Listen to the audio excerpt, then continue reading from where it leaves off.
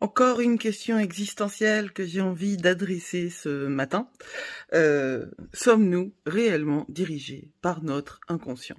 Et je vais encore donner une réponse mitigée parce que rien n'est absolu, hein, vraiment. En tout cas, dans ces domaines-là, rien n'est absolu. Oui et non. Voilà. Alors, que disent les autres?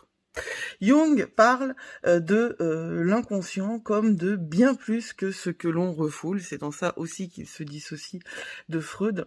L'inconscient est aussi le siège de notre sagesse intérieure parce que c'est là que sont abrités les archétypes et la sagesse intérieure, les mémoires collectives.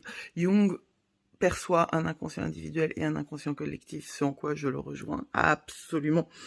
Et il ajoute que nous avons un chemin possible hors de cette collectivité, c'est l'individuation, évidemment, ce processus d'unification entre conscient et inconscient qui nous permet de devenir entier, aligné et libre. Alors l'âme, oui, pour moi, c'est l'âme qui est notre guide intérieur, en fait. C'est l'âme qui nous permet de sortir de la masse et d'être nous-mêmes. L'âme, c'est quoi? C'est cette dimension profonde de nous-mêmes, c'est ce qui nous relie à ce qui est plus grand que nous et donc qui nous donne une profondeur et une grandeur supplémentaire. L'âme, elle est ce qui observe, ce qui ressent, ce qui cherche à évoluer. Elle se manifeste dans nos intuitions, dans nos épreuves et dans nos défis aussi, parce que nous avons des missions d'âme. Alors, est-ce qu'on est vraiment le cocher de son âme? La figure rhétorique, elle vient de Platon. Arrête, Doudous. Je parle à mon chien, elle. T'as pas le droit de te gratter, le vétérinaire, il a dit. Bon.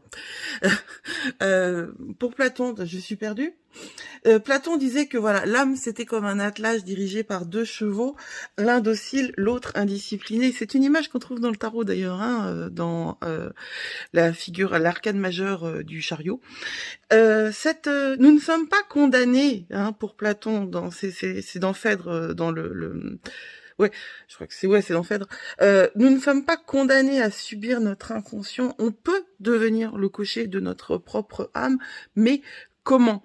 Eh bien, en observant, en conscientisant, en comprenant que oui, on manifeste ce que l'on vit, mais que non, c'est pas de notre faute, que le simple fait de conscientiser cela, de voir que nous sommes à l'origine, c'est une première étape vers la paix. La paix intérieure. Et quand on est en paix avec nous-mêmes, on voit autour de nous